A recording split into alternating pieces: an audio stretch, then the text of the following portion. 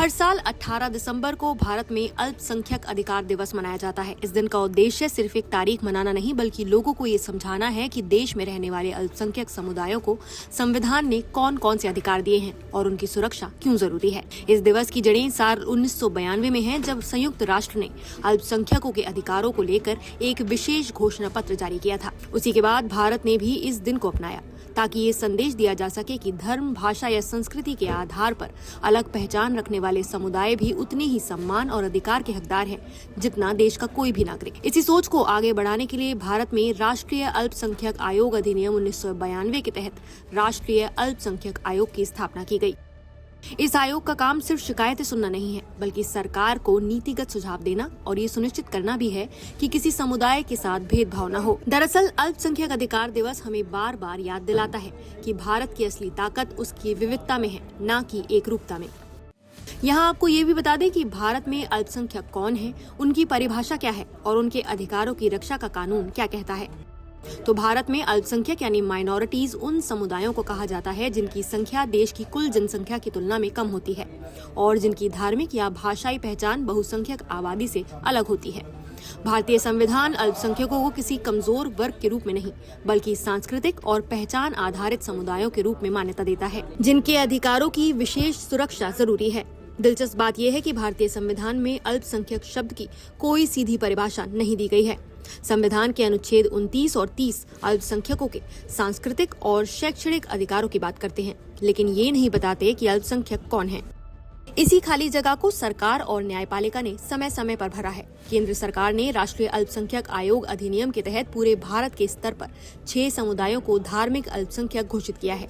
इनमें मुस्लिम, ईसाई, सिख, बौद्ध, जैन, पारसी यानी ज़ोरोस्ट्रियनियंस शामिल हैं। वहीं भाषाई अल्पसंख्यक का निर्धारण राज्य के आधार पर होता है, यानी जो भाषा किसी राज्य में बहुसंख्यक नहीं है, उसे बोलने वाला समुदाय उस राज्य में भाषाई अल्पसंख्यक माना जाता है। अल्पसंख्यकों की सबसे बड़ी ढाल खुद संविधान है, जो उन्हें समानता और पहचान की गारंटी देता है। अनुच्छेद 14 और 15 कानून के समक्ष समानता और किसी भी तरह के भेदभाव से संरक्षण सुनिश्चित करते हैं, जबकि अनुच्छेद 25 से 28 हर नागरिक को अपने धर्म को मानने, पालन करने और प्रचार करने की स्वतंत्रता देते हैं। इसी तरह अनुच्छेद 29 अल्पसंख्यकों को अपनी भाषा, लिपि और संस्कृति के संरक्षण का अधिकार देता है और अनुच्छेद 30 उन्हें अपने शैक्षणिक संस्थान स्थापित करने और संचालित करने का संवैधानिक अधिकार प्रदान करता है। संविधान अल्पसंख्यकों को अपनी भाषा, लिपि और संस्कृति के संरक्षण का भी पूरा अधिकार देता है। इससे न केवल उनकी पहचान सुरक्षित रहती है, बल्कि भारत की सांस्कृतिक विविधता और भी समृद्ध होती है। इसी तरह धार्मिक और भाषाई अल्पसंख्यकों को यह अधिकार दिया गया है कि वो अपने शैक्षणिक संस्थान स्थापित कर सकें और चला सकें, ताकि वो शिक्षा और समाज के विकास में बराबरी की भूमिका निभा सकें। सुप्रीम कोर्ट ने भी कई अहम फैसलों में ये साफ किया है कि अल्पसंख्यक की पहचान राज्य स्तर पर तय की जानी चाहिए, न कि पूरे देश के स्तर पर, खासकर अनुच्छेद 30 के संदर्भ में। 2002 के टीएमए पाई फाउंडेशन बनाम कर्नाटक राज्य में कोर्ट ने कहा कि ये देखना होगा कि किसी राज्य में कौन समुदाय संख्या में कम है।